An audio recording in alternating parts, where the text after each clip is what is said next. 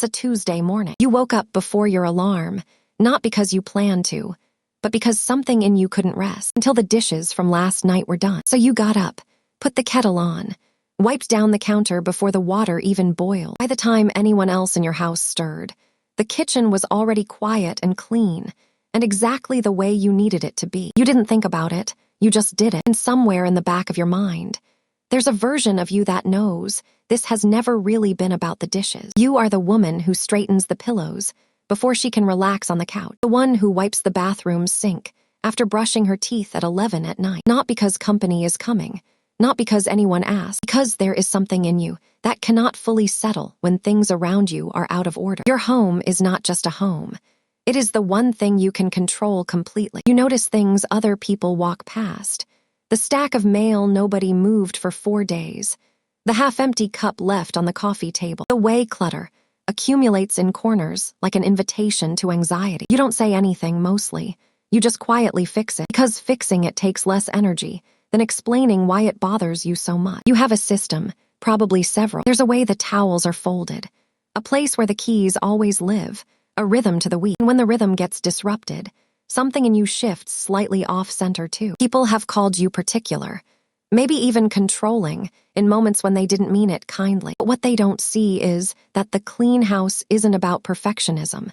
It isn't about impressing anyone. If any of that sounds familiar, drop a 1 in the comments.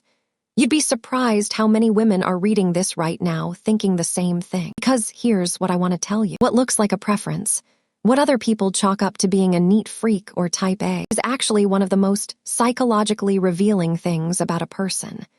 The women who keep a clean home tend to share a set of traits that run much deeper than tidiness. What you're experiencing has a name.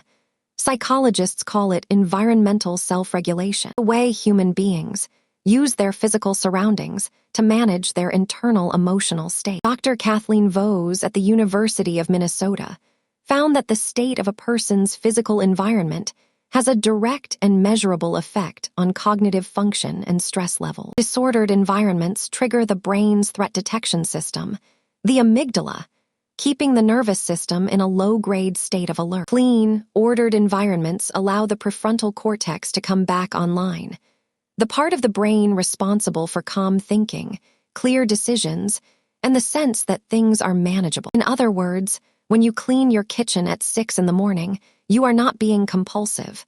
You are regulating your nervous system. You are giving your brain the signal it needs to feel safe. Women who are high in private self-consciousness, awareness of their own inner states, tend to be more sensitive to environmental feedback. They feel the chaos of a messy room more acutely, because they feel everything more acutely. This is also the woman who notices when someone in the room is upset before they've said a word. A clean house is one part of a much larger picture. And the picture is of a woman with an extraordinarily refined nervous system, which raises a question worth sitting with. Because the traits we're talking about, they didn't come from nowhere. Think back, not to your home now, to the home you grew up in. There was a version of you, younger, smaller, still figuring out how the world worked. And in that version, the state of the home meant something. Maybe a clean kitchen meant the morning would go smoothly. Maybe a chaotic living room meant you needed to stay quiet, stay small, read the room. You learned early that your environment was information. At some point, you figured out that if you could create some order, if you could make things calm, the emotional temperature of the space would shift, and you could breathe. Something in you concluded, when my environment is under control, I am safe. Not because anyone told you this, because you experienced it over and over, until it became the only logic that made complete sense, not as a conscious decision, as a reflex. But there is a cost to this. The woman who can't fully relax until the counter is wiped sometimes struggles to rest at all. The coping strategy is real, and it works. But she has sometimes handed her sense of safety to something outside herself. She is not anxious. She is not rigid. She is a woman who taught herself, under real conditions, how to create safety from the inside out. She built a skill, an intelligent, adaptive, deeply human skill. And she built it early, and she built it well. What she called a quirk was actually fluency. In the language of calm, in the architecture of safety, In the quiet art of making a home feel like somewhere a person can finally exhale. Think back to the first home you remember clearly. Was it calm, or was it chaotic? And when you picture yourself as a little girl in that space, what did you do with your hands when things felt uncertain? How old were you? You don't have to explain it fully.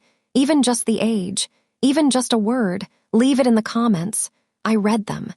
If this stayed with you, our next video goes even deeper into the psychology of women who were raised by narcissists. Watch it next.